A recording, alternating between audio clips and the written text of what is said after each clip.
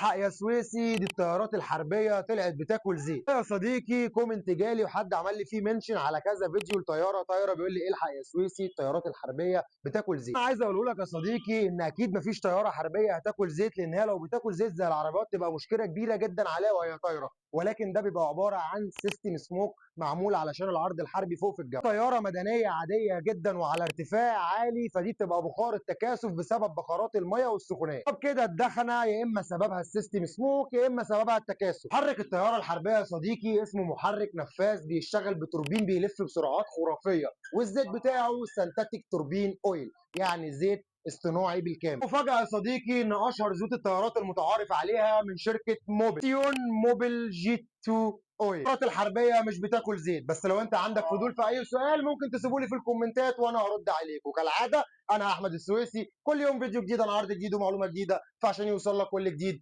اعمل لنا متابعة. سلام.